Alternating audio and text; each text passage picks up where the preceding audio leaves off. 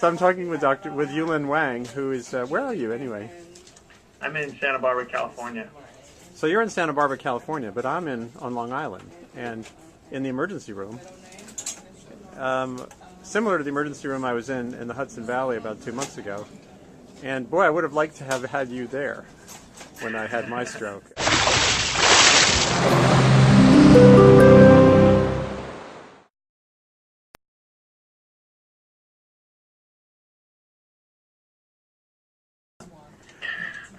Is there any... Well, so if you could imagine here, imagine a patient laying there. Right.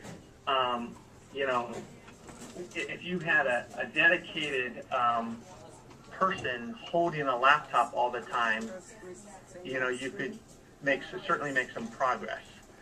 But if you want to really have an interaction of clinical quality, you need something much better than a laptop in both the audio, in the video, and then in this case, having the mobility access, which allows a very realistic interaction. And hopefully that's what you're sensing here.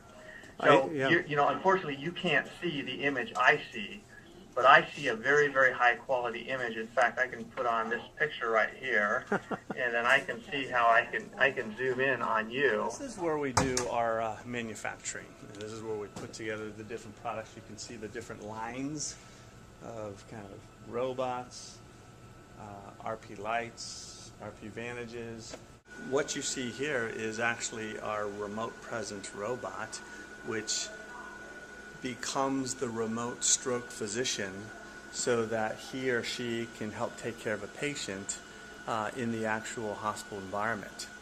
And so the doctor can move about, can look about, can interact with the patient, the family, the staff as if they were there, figure out the proper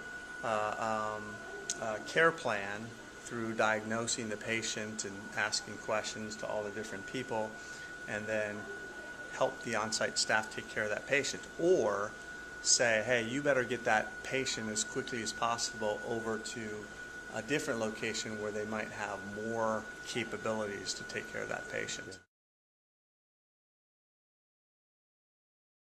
Wherever the patient is, we can bring the clinical expertise to the patient, as opposed to the patient always needing to get to where the clinical expertise is. So starting in the continuum is, say, a pre-hospital setting. So, for example, in an ambulance, this is meant to be an ambulance bay on the wall, but even in an ambulance setting, we can bring the clinical expertise through our RP Express platform, where the physician can log into that and to help the on-site paramedics, EMT, take care of that patient in a transport situation in a pre-hospital setting.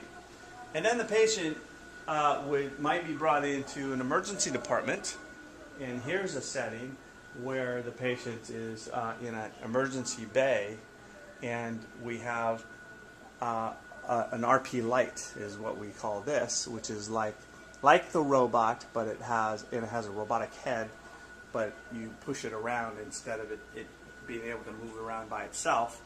And through this device or the robot, the physician or clinical expertise can be used to help take care of the patient in the emergency room. Yeah.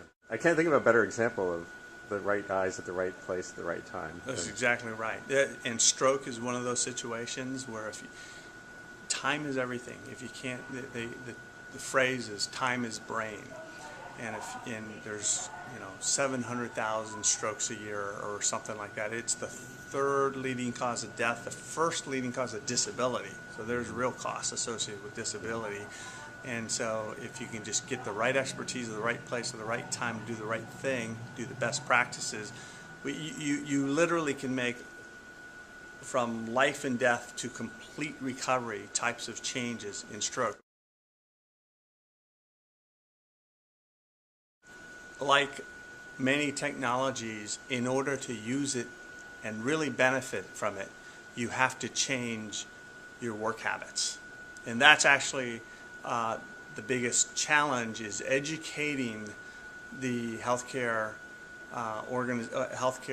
system to adopt telemedicine. We fall under the umbrella of telemedicine, and to use telemedicine of getting the right expertise to the right place at the right time to do the right thing.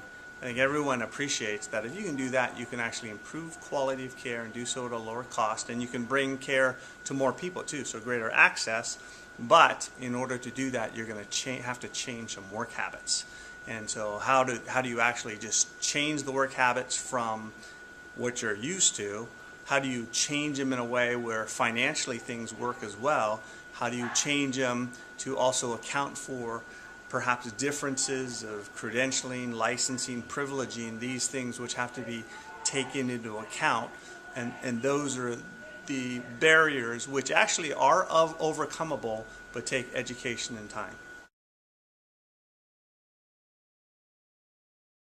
We're actually very excited that healthcare reform is going on right now, and regardless of how you feel about the Obama's bill, what has happening and is happening now is the healthcare industry is in transition. I think what everybody agrees on is that it costs too much, quality is too variable, and the current trend lines of continued increasing costs cannot be sustained. And so everyone's in agreement on that. So then the question is, okay, what do we do about it? And that's where we think that telemedicine is a real cornerstone to helping us solve these problems.